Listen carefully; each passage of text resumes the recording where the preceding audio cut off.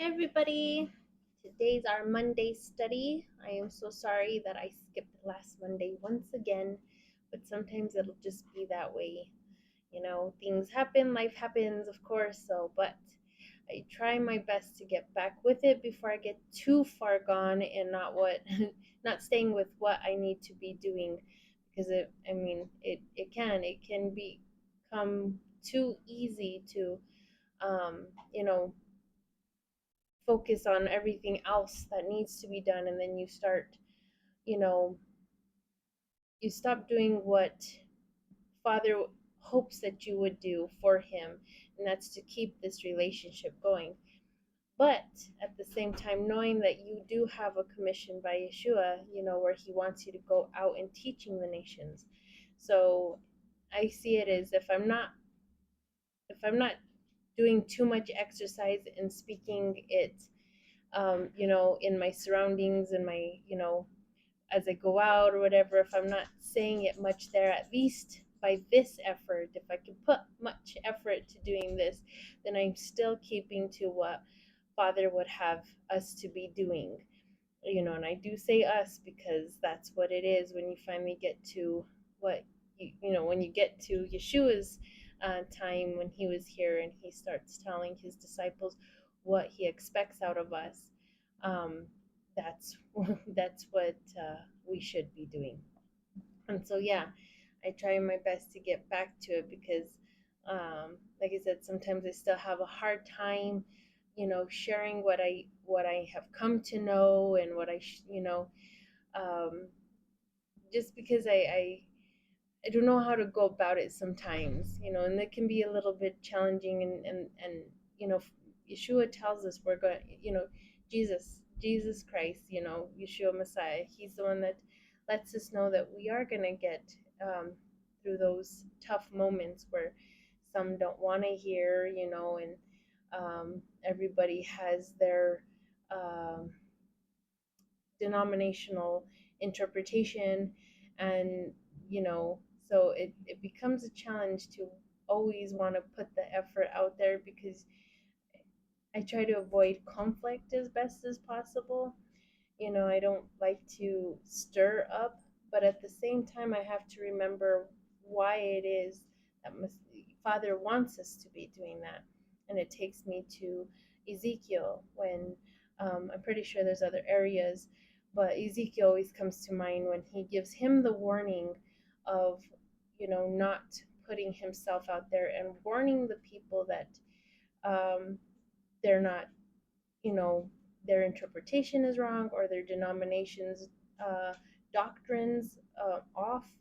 A lot of them are just their own cherry picked verses to follow the law. And Messiah came to try to show that many religions were gonna kind of do that, with his father's ways because there was the how do I say it, the religion of that day, and the falling away of those that once, had connection with Father. They were once the chosen ones, and they started basically giving off um, their birthright in a sense, by letting others take over. They're learning the other nations' ways and started just letting go of their own Yehovah. They were supposed to be the example. And that's where it's come from. A lot of these denominations not knowing what Messiah came to bring back into order, bring back into the right, um, way of obedience to his dad. And so now we have all these denominations. But I'm not trying to go on a rant, but I'm just trying to explain why it is that I try my best. That yes, I know I skipped that one Monday, but I try to get back to it because I don't want to get too far off of not staying with what I need to be doing. It is easy to just go about, doing my own business with my own type of relationship going with my, you know, readings and my own, you know, communication with Father, but never putting myself out there with, before everybody, and hope that I can encourage others to see what I understand or how I'm understanding, or encourage people to get back to reading themselves, you know. And so, yeah, that's what it is. So I'm back here, back on Monday, to get going on it. So we were we did get to chapter 27, and I had read a little bit of it, but I'm gonna go ahead and start over reading it again. But we did complete chapter 26. So from our recap, um, I know that we did, by because we're reading chapter 26, it's kind of good to just go over the recap of 25. And we did get to see that Abraham's death did happen, and then how many more descendants came to him, more children came to him through. By Septuagint, it can look like Keturah could be another concubine, but she had children with him. Or there's other versions where Keturah, I think, is mentioned as his other wife, or that he got remarried.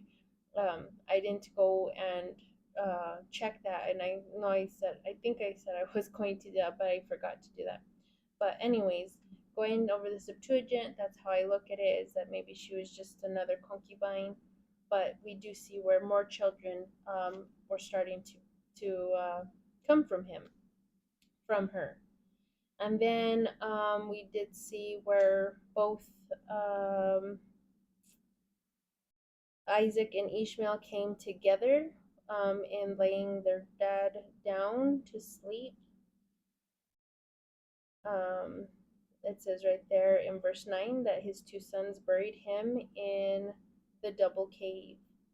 Okay, and then we got to see where Ishmael's descendants were mentioned. And then we got to see the starting point of Jacob and Esau.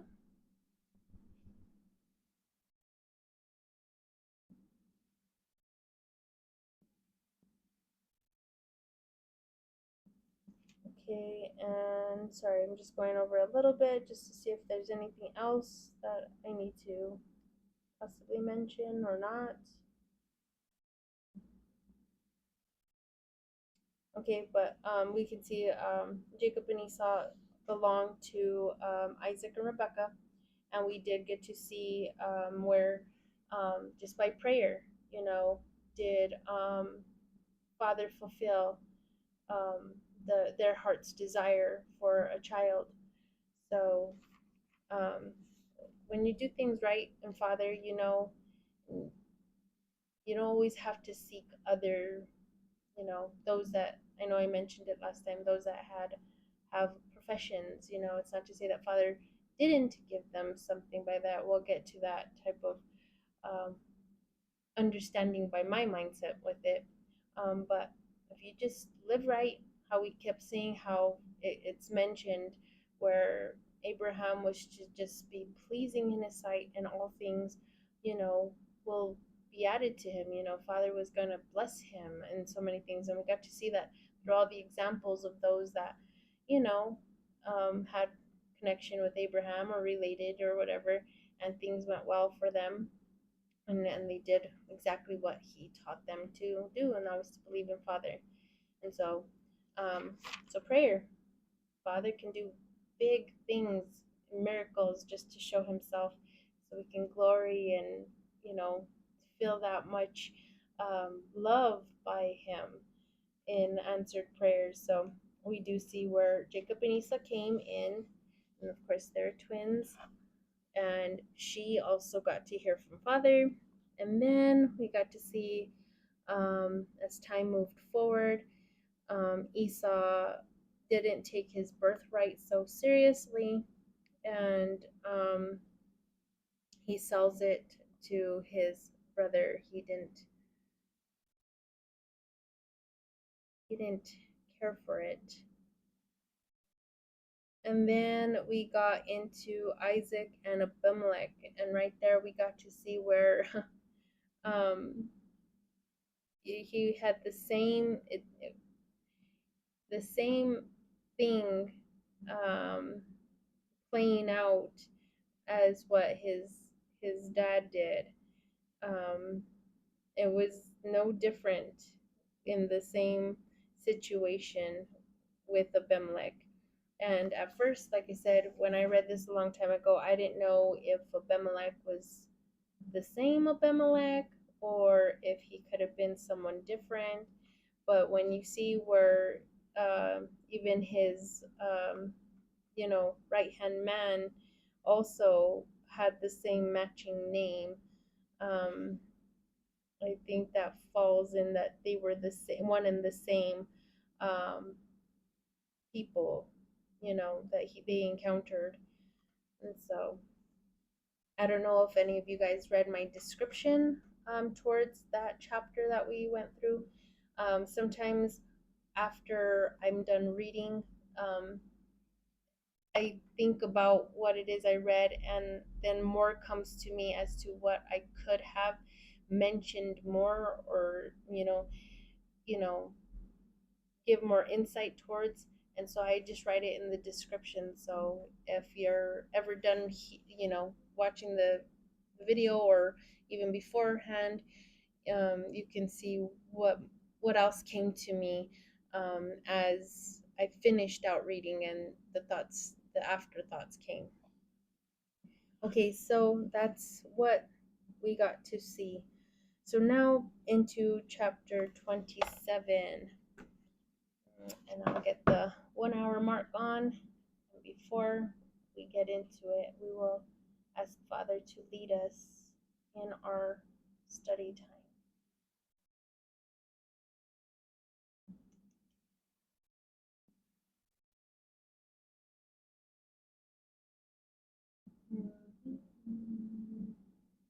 On the clock. Okay. Father Jehovah, we come before you, giving you praise and thanks today for all that you have been doing in our lives.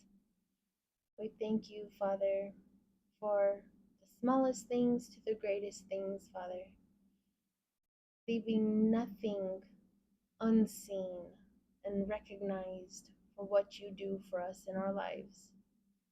If we can pay attention to the small things, then how much more can we really, you know, not believe that you're not with us at all times? The smallest things always add up, Abba. So I thank you, Father, for what you do in our lives. I ask that you come and show us your word, what you would have us to understand from it, how we can see from what we have today in this century something similar to then, and how you helped the matter out, what took place, and how your guidance was there, Abba. So I ask that you show us these things, Father, so this way we do according to what we see, you know, from your truth. So take over, Abba. Take over our minds. Help us to see what your truth is about. So we're of the same mind. In Yeshua's name, Abba, we thank you and we love you. Amen. Okay, so now 1 hour mark. Okay, so this one is called Isaac Blesses Jacob.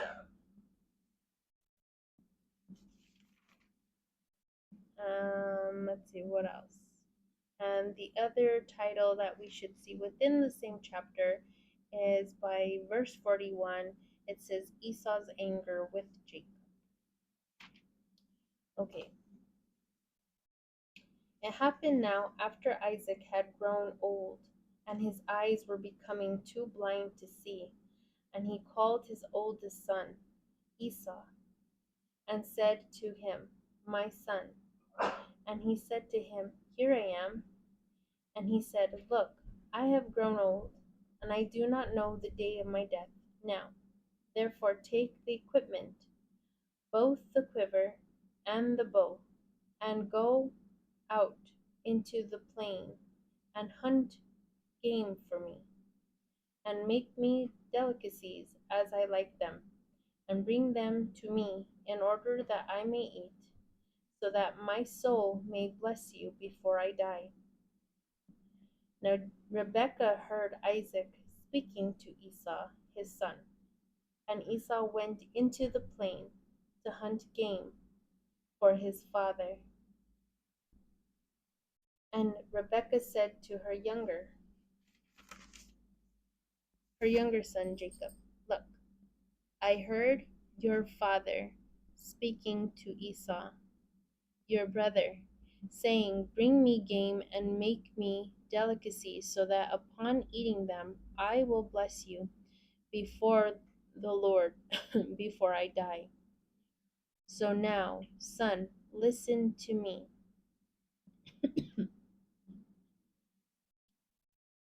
just as I command you, and go to the sheep and get me 2 tender and beautiful goats from there.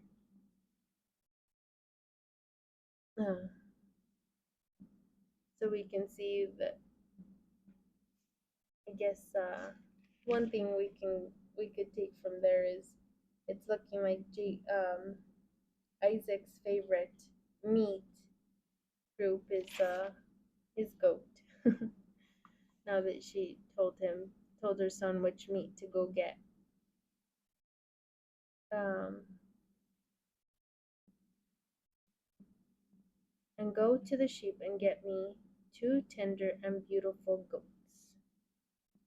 And that's one thing I can also point out is I used to think that sheep were only lambs. That's what they all were. When people say sheep, or people say lamb, all I could think of is that's just they're one and the same. Nothing ever referring to a sheep being a goat. It's not until some of my teachers that I also listen to um, that they pointed out that sheep can be a lamb or a goat. And right here, this is where it, it points to it, but I never caught it then. You know, I just thought maybe like a mixed, you know, but I don't think you would have sheep and goats mixed. I'm not a farmer, I wouldn't know. But she's telling him, and go to the sheep and get me 2 tender and beautiful goats from there. Um, and I will make delicacies for your father as he likes them,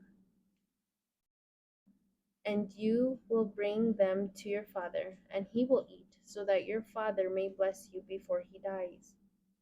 But Jacob said to Rebekah, his mother, Esau, my brother, is a hairy man, but I am a smooth-skinned man. Perhaps my father may touch me, and I will be like a despiser before him, and I will bring a curse and not a blessing upon myself. But his mother said to him, Your curse be on me, child. Only obey my voice and go bring it to me.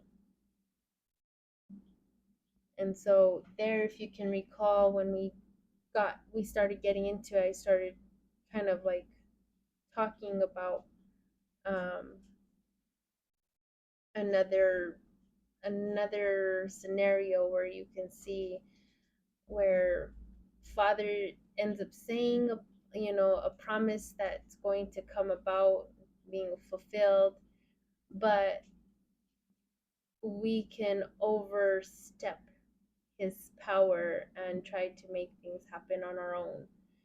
um, you know, so it kind of like debunks that whole expression. I'm trying to recall how it's usually stated that God only helps those who help themselves. That's an expression that I remember hearing multiple times by some people's um, way of, you know, their thought process towards it. You know, the Father only helps those that help themselves. Um, Meaning like they have to go about it, and then He'll make the matter, you know, happen.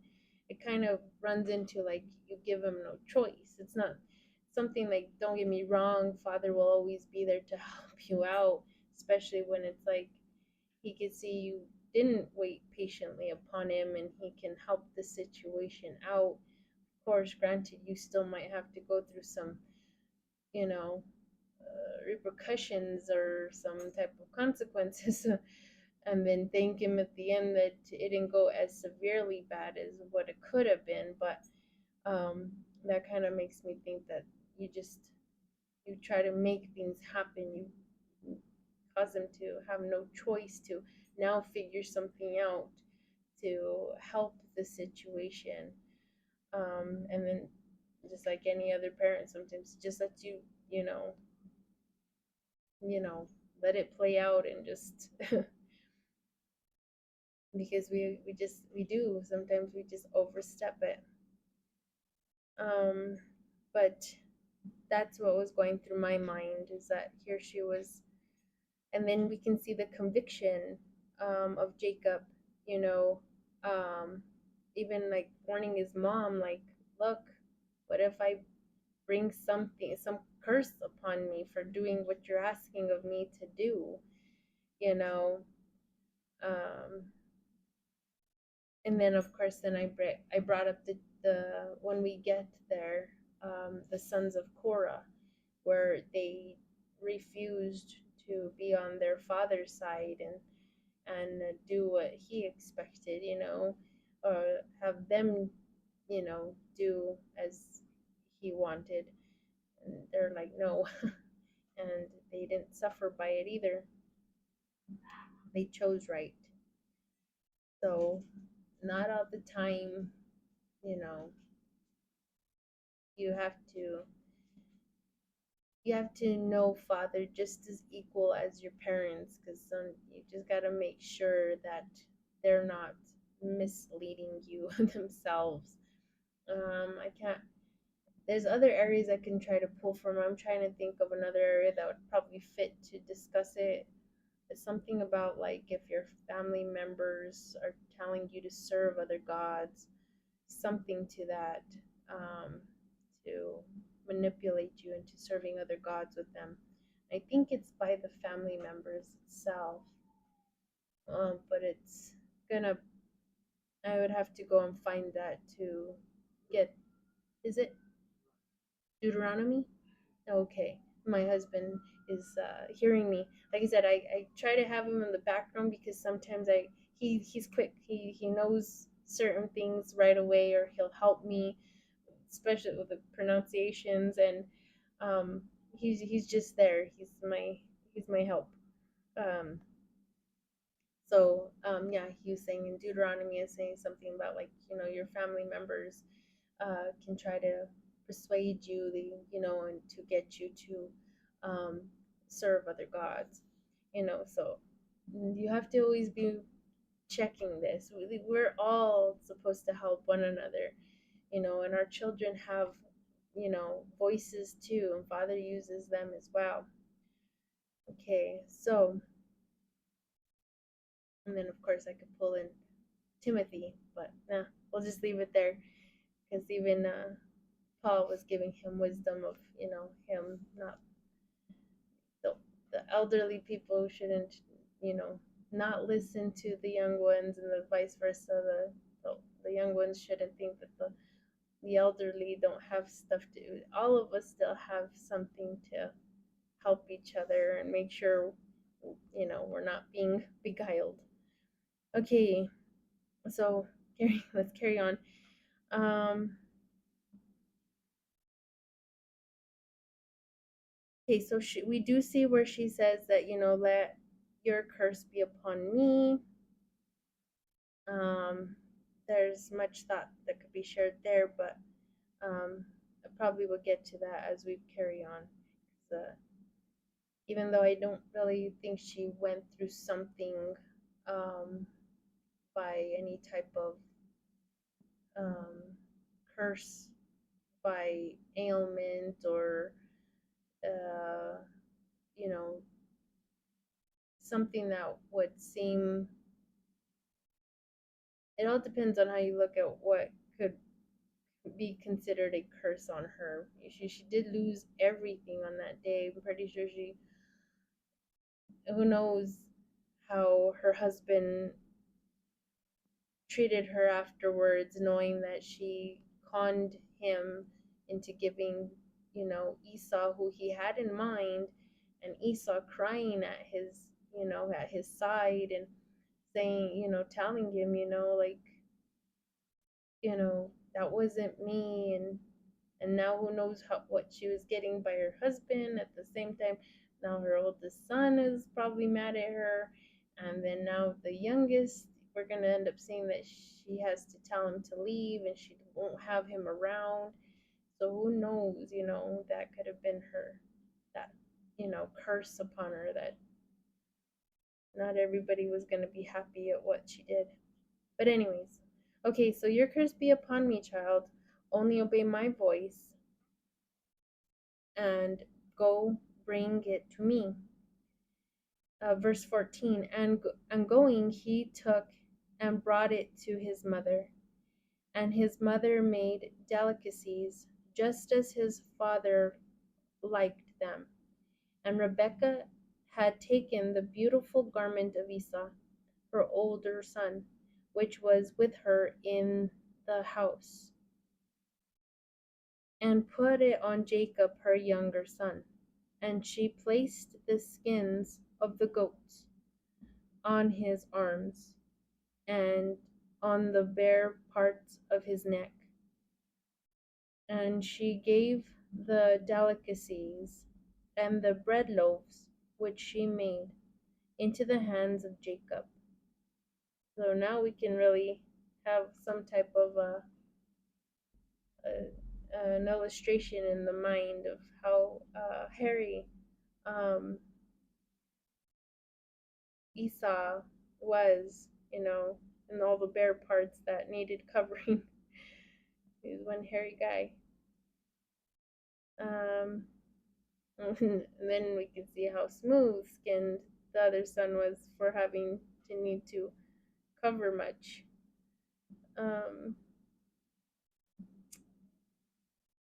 Okay, and carried them to his father and said, okay, yeah, verse 18, sorry. And he carried them to his father and said, my father. Then he said, look, it is I.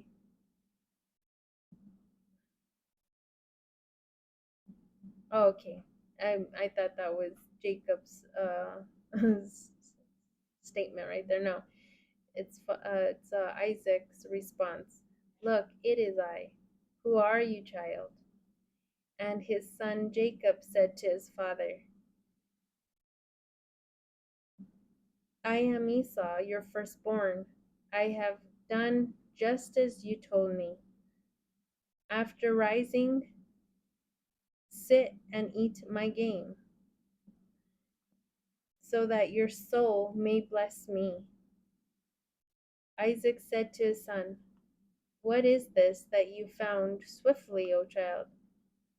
He said, that which the Lord God delivered before me. Isaac said to Jacob, approach me and let me touch you, child. I know if you are my son Esau or not. Jacob came near to Isaac his father, and he touched him and said, the voice is the voice of Jacob, but the hands are the hands of Esau. And he did not recognize him, for his hands were hairy, like the hands of Esau, his brother. And he blessed him. And he said, "You are my son, Esau?" He said, "It is I." And he said, "Bring it to me, and I will eat from your game, child, in order that my soul may bless you." And he offered it to him, and he ate, and he brought him wine, and he drank. And Isaac his father said to him, "Approach me and kiss me, my child." And after approaching him, he kissed him, and he smelled the scent of his garment. And he blessed him and said, so there's a lot here where you can see um, Isaac, he, when you have this discernment, you just, everything is pointing to what you know is like, no, like that can't be so. Everything's telling you in your senses that this can't be so, or this is so, you know, but the person that's doing the trick is really doing it really well, and you could see everything that he's tried to do by judgment of it. Uh he could tell first and foremost the voices are different, so he has the voices that are different. Then you can see where he tells him to come near, because he's like, all right, I'm gonna feel this, make sure you're as hairy as what I know Esau to be. And then his last one is, now he wants to smell the scent, because you know which child, your children's different scents. When you sit with them so long, we all have our unique odors, and so his son probably smelled a lot like, animal, or depending on if he's, smoked his dad's um, meal for him, and he would have this, aroma of smoke. And then, you know, I don't know, but he did everything. I could see he did everything that something within him was telling him, this isn't, this can't be, Esau. It's feeling like it's Jacob. I know the sound of Jacob's voice. But regardless, everything was played out well to where it seemed so. And so sad that, his blindness was there and he got tricked. Okay, so, anyways, verse 27 again. And after approaching him, he kissed him, and he smelled the scent of his garment. And he blessed him and said, "Look, the scent of my son is like the scent of an abundant field that the Lord has blessed. And Jehovah, may God give to you from the dew of the heavens above, and from the abundance of the earth, and a multitude of grain and wine, and let nations serve you, and rulers will bow down to you, and become Lord of your brother. And the sons of your father will worship you."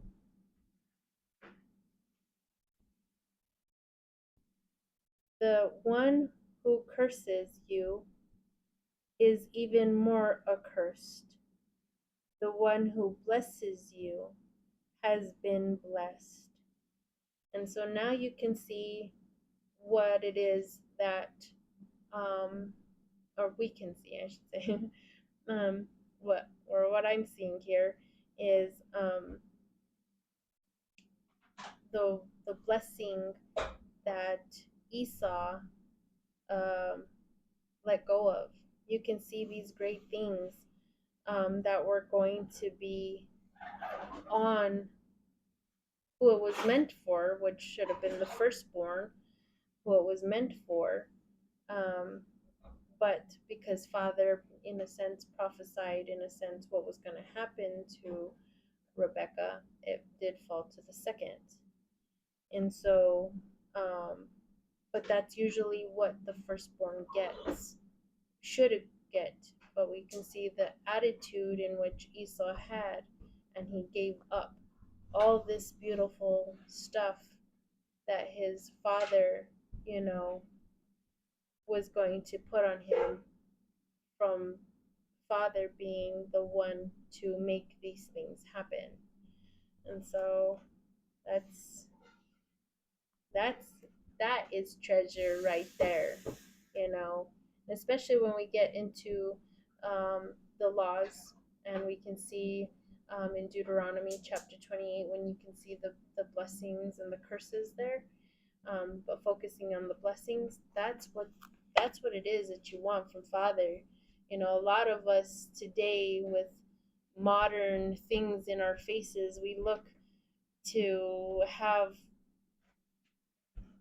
riches of weird things that they're only for selfish pleasures.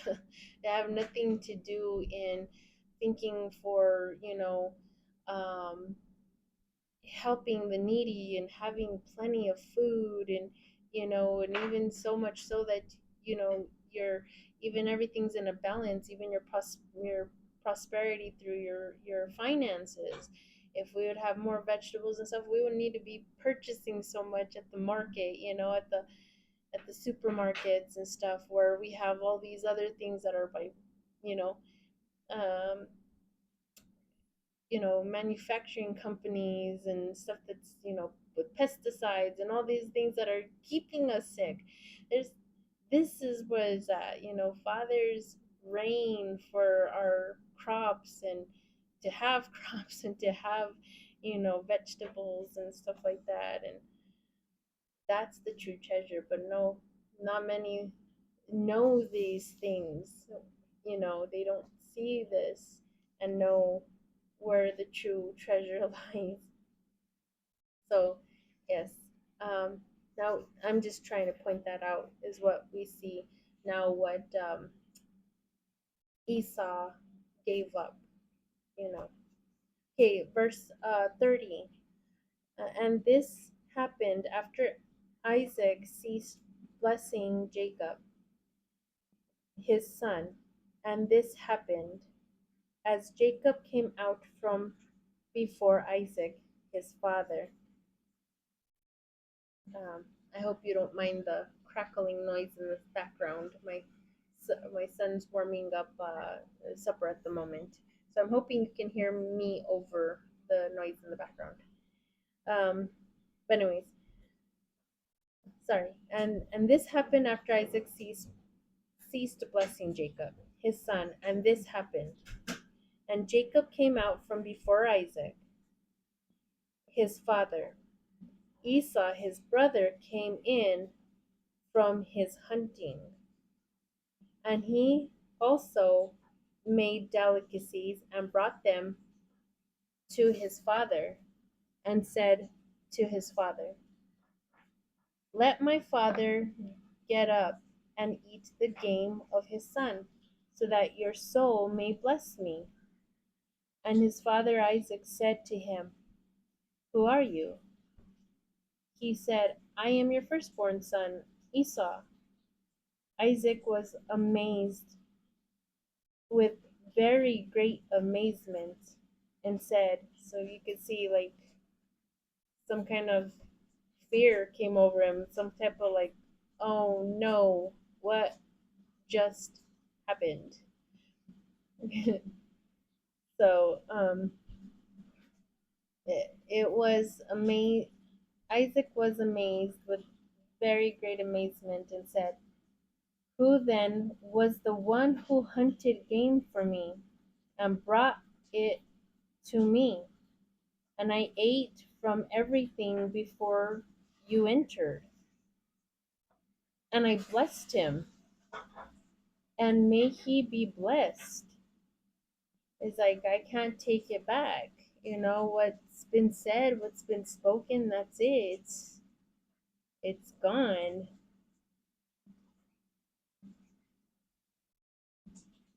Verse 34. It happened when Esau heard the words of Isaac, his father.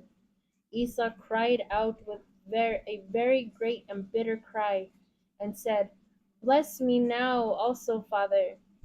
He said to him, "When your brother came with deceit, he took your blessing." And he said, "His name was rightly called Jacob, for he has outwitted me." Okay, so here we see this part is Esau speaking. So the he part on verse 36, and Esau said, "His name was rightly called Jacob, for he has outwitted me now this second time. He has taken my birthright, and now he has taken my blessing." And Esau said to his father, "Did you not leave me a blessing, father?" Replying, Isaac said to Esau, "If I made him your master, and I made all his brothers his servants with grain and wine, I strengthened him. What shall I do for you, child?" But Esau said to Isaac, his father, "Have you not one more blessing, father? Bless me now also, father." Replying, Isaac, his father, said to him. Okay, so here we can see where Esau is upset, and he points out, Jacob's name being like the proper given name for him. And I guess, I don't know, I would have to go and find it, but I'm thinking like Jacob Jacob's name could be meaning some type of like um, I don't know, a con artist. I don't know, um, but for him to point out his name being rightly given, in a sense, like it fits him very well. There maybe the meaning of the name um, is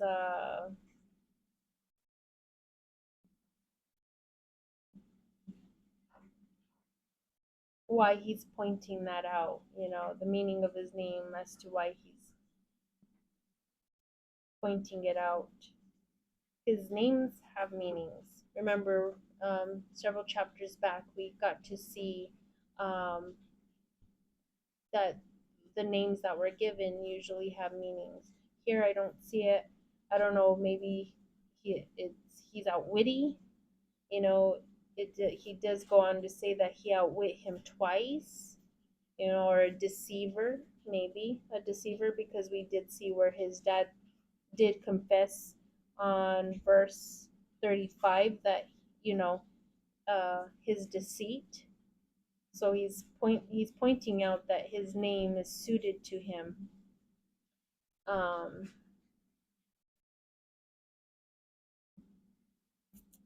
let's see what else we could say before we go on. Okay, there where he says that he outwitted him twice, I disagree with that one with Esau. If I could talk with him, like, you gave up your birthright. No, that one was not on Jacob's part. Maybe he did it in a sense, like, um, in a way to try to get it from you, but no one can snatch something from you that you're not taking care of, by um, with passion. You're not taking care of it. You're not even caring about it. So honestly, I'd have to say Esau gave that to him, you know. So yeah, someone can wave something in front of you, and you think that, maybe they won't take it from you or they can't. But when you give it up, you know, um, even by jokingly, you're giving it up, you know. So, but at that point, I don't think he was giving it up jokingly. I think he just truly didn't care. So, yeah, I would disagree there with Esau the way he was looking at it. But I get it. His pain, um, his regrets are starting to build. His regrets are starting to build here, so he wants to throw that in there. Right here, I could say, yeah, he outwitted him. He conned him or cheated him out. Okay, so now we're seeing Isaac is about to say something um, towards Esau. Um, because he's desperate. He wants something said over him.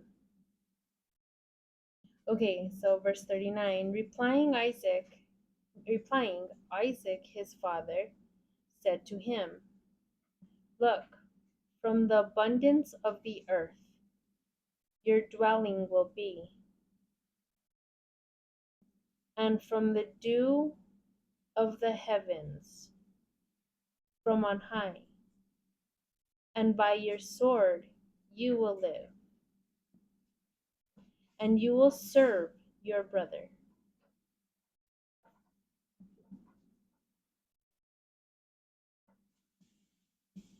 It will be whenever you destroy, then you will set free his yoke from your neck.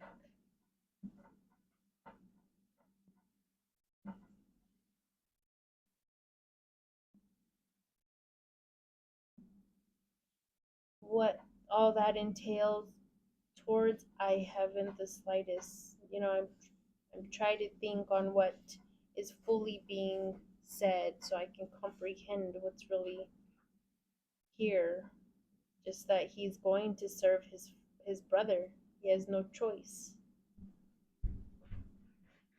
Look, from the abundance of the earth your dwelling will be,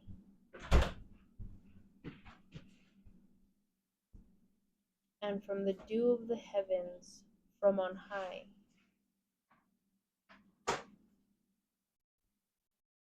So you can see that he's still blessing him, letting him know, like, he has lots, also to gain from the earth.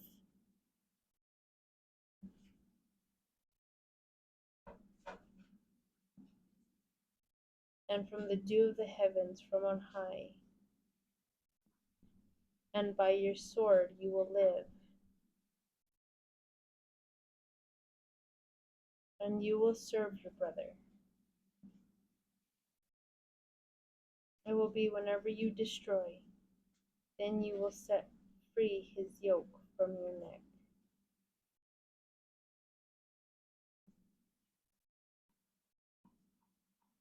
I don't know what to think on it. It will be whenever you destroy, then you will set free his yoke from your neck.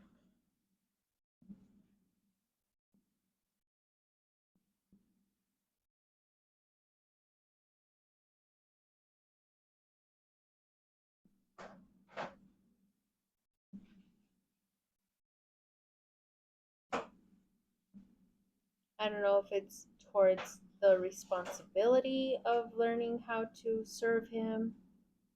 Is it, could it be his attitude towards the situation when he finally destroys um, that anger that he's holding, you know, and not wanting to do things, or do matters right by it, just learning to deal with it. Then will he set free his yoke from his neck, this heavy weighty thing that he's going to have to carry. I don't know.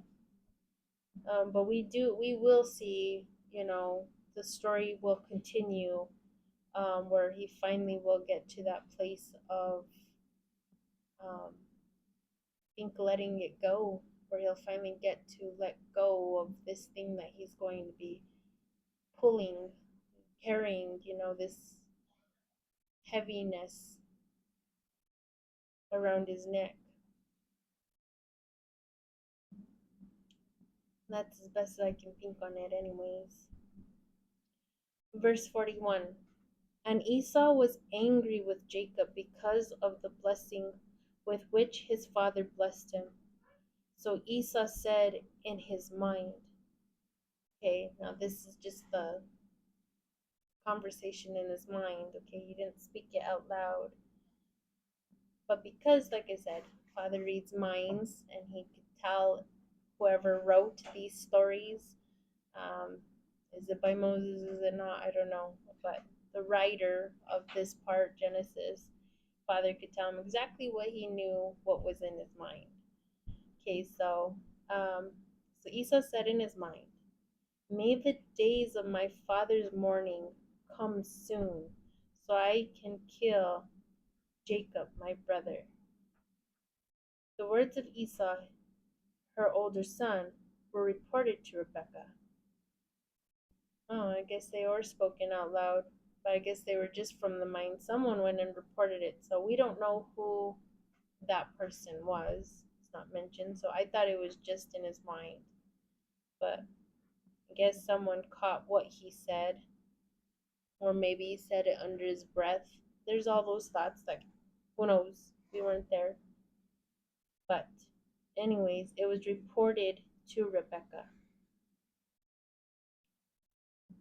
And so he has this hatred to want to kill his brother.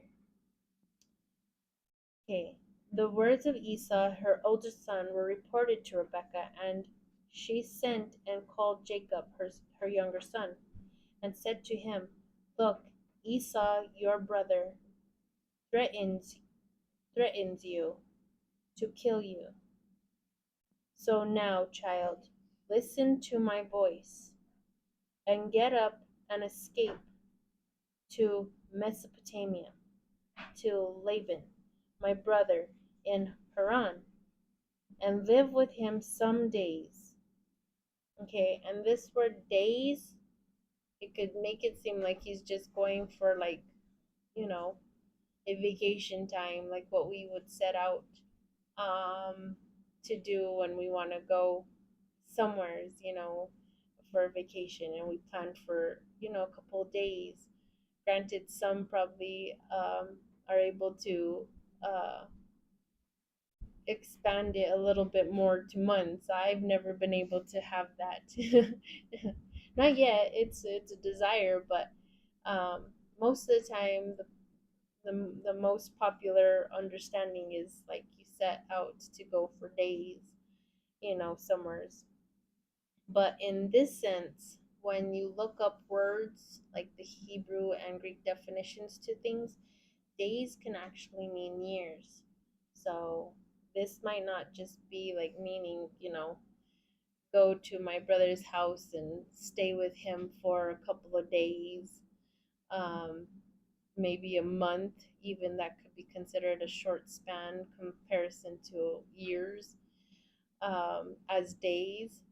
But it could also be very well as like go and stay a couple of years until this boils, over, this, you know, goes away. So, verse 44, yes, that's what it's saying. And live with him some days until the wrath and anger of your brother are averted from you, and he forgets what you have done to him. And after sending you away, I will summon you from there, lest I become childless from the two of you in one day. Lest I become childless from the two of you in one day. She already knows that he's not on board with her, so she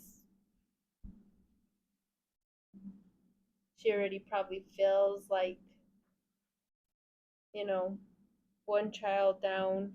If he ends up killing you, then I'm fully childless, even though he'll live. It's probably just gonna cut her off. So here we can see where she's already kind of seeing this curse kind of happening. She already claimed it. And that's just what happens when you want to try to take something out of order from the way I think Father can handle it himself, and it'll come to happen. But oh.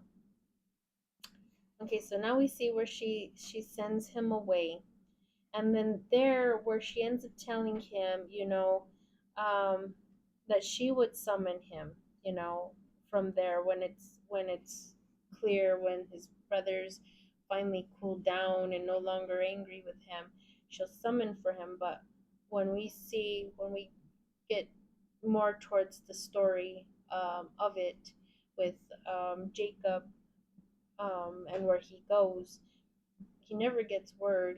He just ends up knowing that, you know what, it's time for me to leave here. So I doesn't mention it, but I'm not gonna say that it can't. Maybe it just didn't get written down, or for it wasn't really needed. It kind of reminds me of like those movies. You know how you have a movie and it tells you if you want just the standard version or if you want the expanded version. It's with the other cuts that the producer took out, whether to, like, I don't know, buy time or whatever. I don't know all the terminology as to why certain things get cut out and cropped out from movies, but sometimes they'll still give the longer version and put in certain things that were meant to be in there. So that's kind of how I look at it. Maybe she did summon him and he knew that he was able to go back, or it was just that he just was already tired of the circumstance of where he was at for having to kind of deal with what he did, and now things are being handed to him at that point. But we'll get there. So, yeah, that's what comes to my mind on it. The last verse for this chapter is verse 46. Rebekah said to Isaac, I am weary of my life because of the daughters of the sons of Heth. If Jacob takes a woman from the daughters of this land, why do I live? Okay, so we can see where mama and daddy have preferences, but right here we only see where Rebecca seems to have preference. And don't get me wrong, we do see where it does mention Esau's wives in verse 34 of chapter 26, where it says Esau was 40 years old and he took a woman, Jehudi, Jehudi, daughter of Berai, the Hittite, and then Basemath, daughter of Elon, the Hivite, and they were quarreling with Isaac and Rebekah. Okay, so that was the previous chapter. That was just like put in there, just something to, like, I guess for later, just to kind of give us an advance, you know, understanding before it elaborates. But here we can see where it kind of seems like the lies continue. It could be, that's how I could look at it, is that instead of just telling, Jacob the truth, like, um, you know, I don't want, this is what Esau has said. He's going to end up killing Jacob. So I'm sending him off to my father's house, you know, um, so that way he stays protected. Or it could be both true in the sense that maybe she left that part or it's not put in there, and she's just saying, like, I don't want him to end up with the wife here. I want him to go back to my house and find someone there. Um, but I don't know. I could take it as that she's just not opening up to, like, I'm sending him away for for the reason of Esau. That's how it could be thought upon. But here we just see where she's just like, no, I don't want him to have daughters from the sons of Heth where they're at right now. Because she has preference.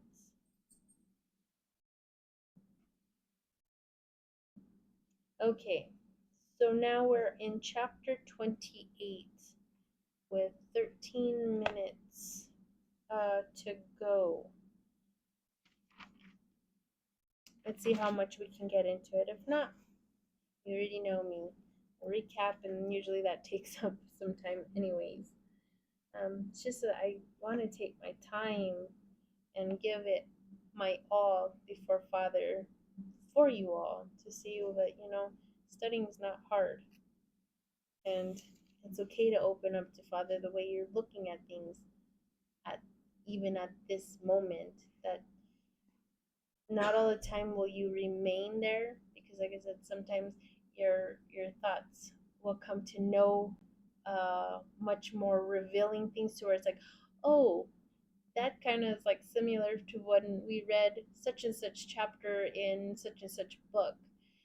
Oh, now I can see it. It's not necessarily like that. It was like this. And so, it's nice to just have these moments of just thinking on things and seeing how you can look at it and how it fits to something what you see today, um, to help it out anyways. Okay, so chapter 28, the titles for the beginning is Isaac sent to Laban. Then for the second half of the chapter, it says Jacob's dream and vow. Okay, and as far as the little letters for this chapter, there wasn't anything described.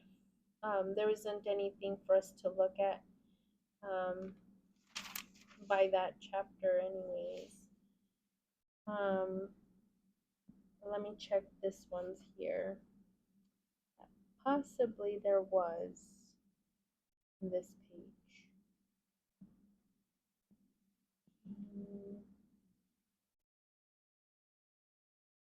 No, this letter A is within chapter 28.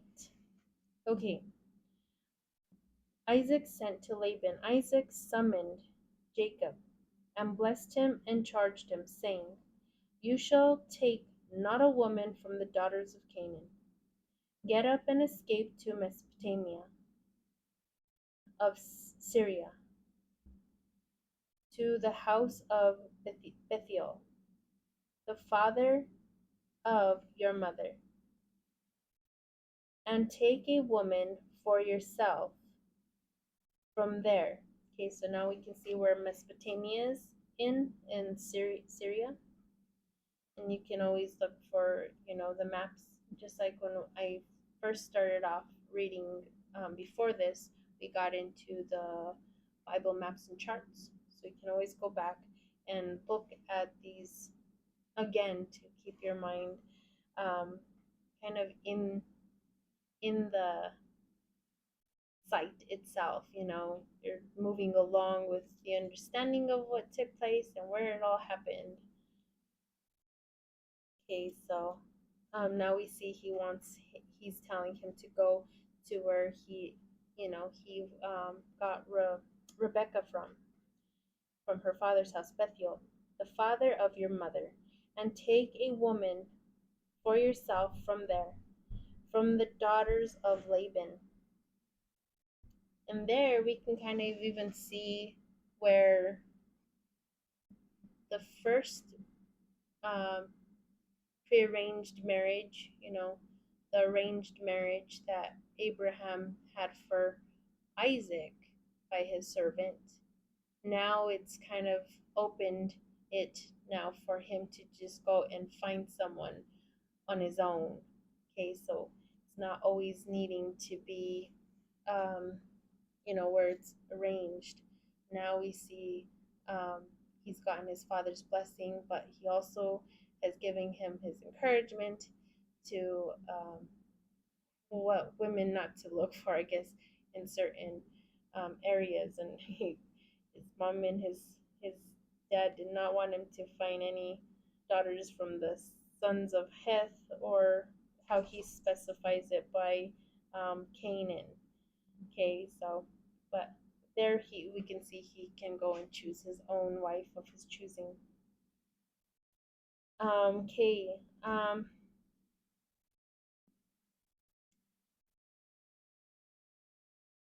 Okay, so let's just go back to verse 2. Get up and escape to Mesopotamia of Syria, to the house of Bethuel, the father of your mother, and take a woman for yourself from there, from the daughters of Laban, the brother of your mother.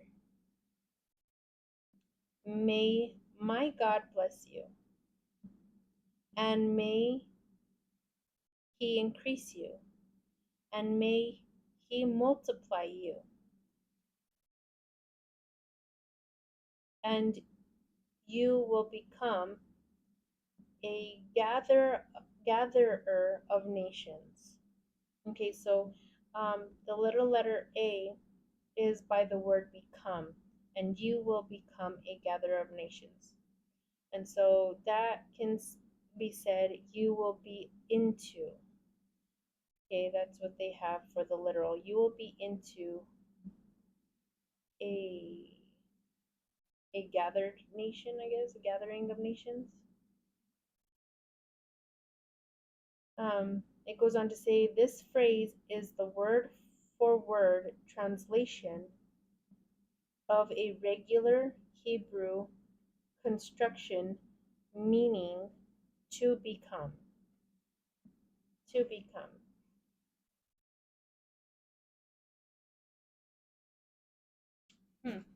I wonder if that kind of fits with what I just learned not too long ago. Um, one of the pastors that I listened to, um, Pastor Marcus, he pointed out the word haya. It's a Hebrew word, haya, and to how did it say it? Um, let it let there be. And I think some of the words by the definition is, I think it was something to become or becoming. Let there be. I wonder if that also fits here. I wouldn't know. I would have to go and check it. But I will say that if you wish to go and check it ahead of me, um, just in case I don't check it myself, but at least you can. The Blue Letter Bible is really good, and there's several other programs. Like I said, my husband has this new one that it's been helping him see so much. um, logos. I think that's how you say it. And you can get so much closer understanding. Good good understanding to certain things from phrases. So, but I wonder if that would fit here. And you will become, and maybe not. Maybe it could be just something different, a different type of Hebrew word. But anyways, Okay, so may my God bless you, and may he increase you, and may he multiply you, and you will become a gatherer of nations. And may he give you the blessing of Abraham your father.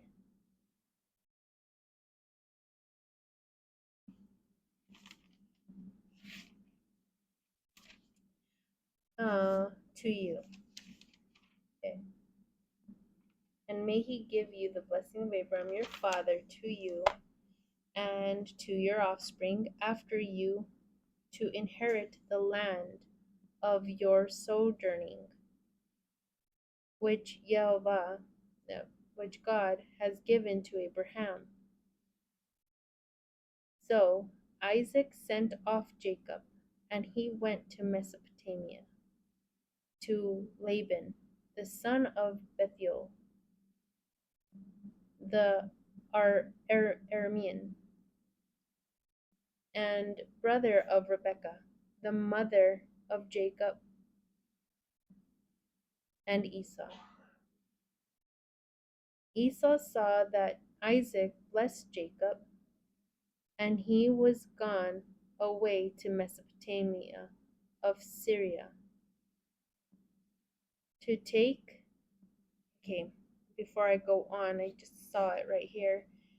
The little letter A at the bottom for Syria is Hebrew, um, and it's called Aram.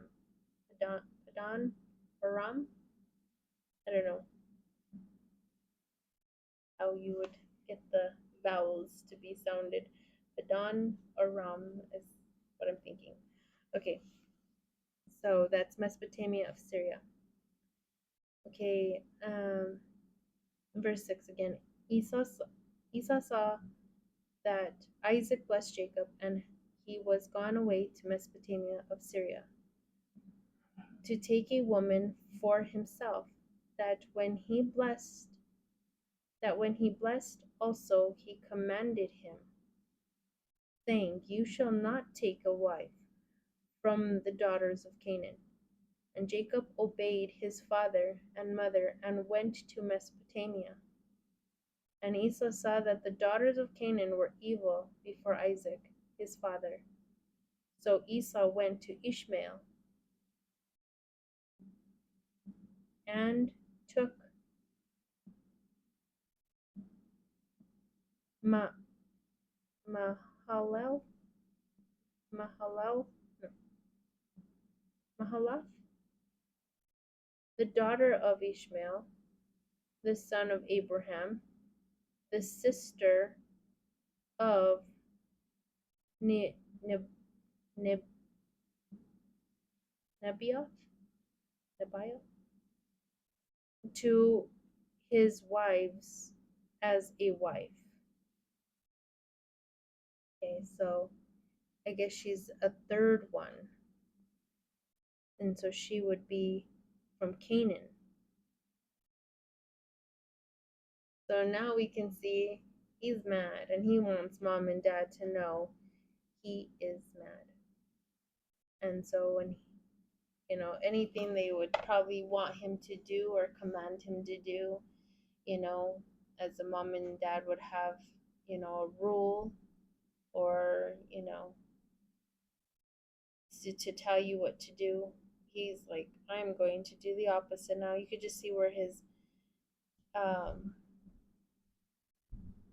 where his heart has changed now in wanting to just be a rebellious person or to make matters even just to show how much he's angry.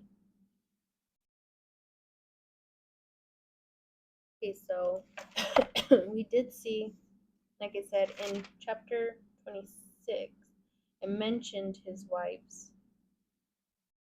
So here I thought he only had, and that's time. Okay, my timer went off. But before I go out, I just wanted to check. So I always thought he only had two wives. I don't know why I always just thought it was two, but now it's looking like this one was added, so that would be a third. Well, it's been a while since since the beginning again. This is amazing, you know. Now that I'm taking my time, it's like everything's like coming out, like, and it's like at a wow. To see, we do see where it says, and he took a woman, Jehudai, daughter of Beri, the Hittite. Okay, so she's a Jehudai, the Hittite, and then Basemath, the daughter of Elon, the Hivite. And now he has a third wife, Mahalath, from Canaan, the daughter of Ishmael. Wow.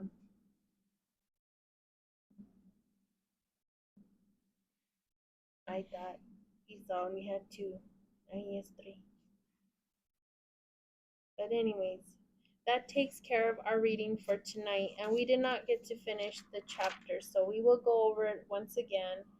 And it's we're halfway through it, so we're probably gonna get into chapter 29, and hopefully finish out the whole chapter 29. But anyways, that takes care of our reading for tonight, everybody.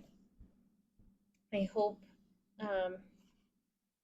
it was a blessing for you as it was for me, because like I said, I love to just look at these matters, and now having come back into reading all over again from the beginning and seeing the little parts that I either read over because I didn't understand it, or uh, I read it but it didn't stick, so now like tonight I got new something revealed much more again, like now he's on three wives, you know those things make me happy, just to see that you know I'm growing. I'm understanding better. So anyways, may you all have a blessed week and a blessed Shabbat when it comes Saturday, and I shall see you guys again. Abba Yahweh, we come before you, thanking you for what we got to see, what we can see from it, Father, what I'm gleaning from it, what I need to know is that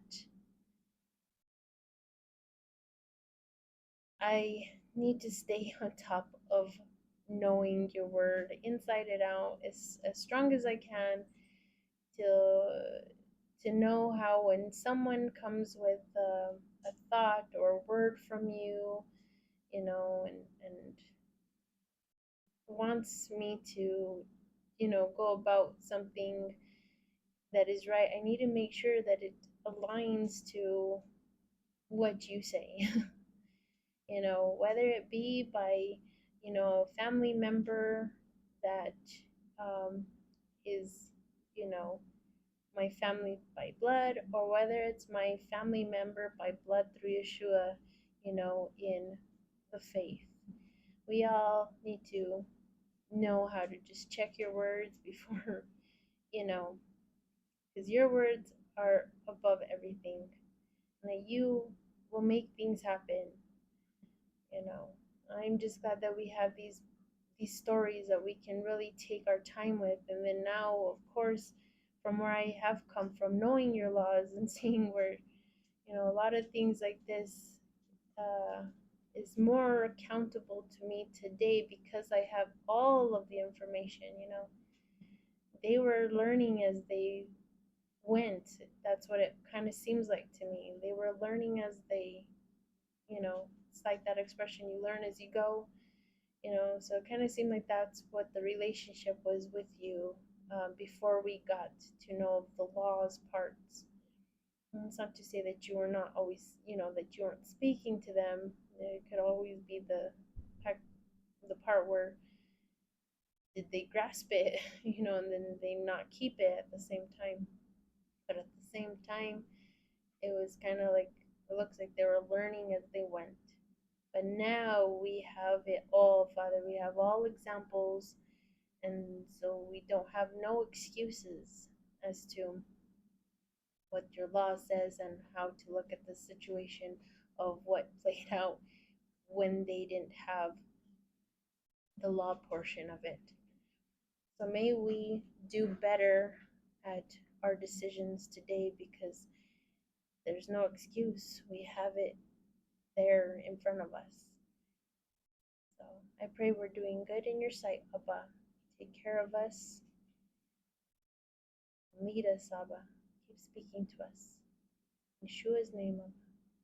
I love you. Submit myself to you. In Yeshua's name. Amen. All right. You all have a good night or good day, depending on when you see this. And I shall see you all again on Monday. Love you all.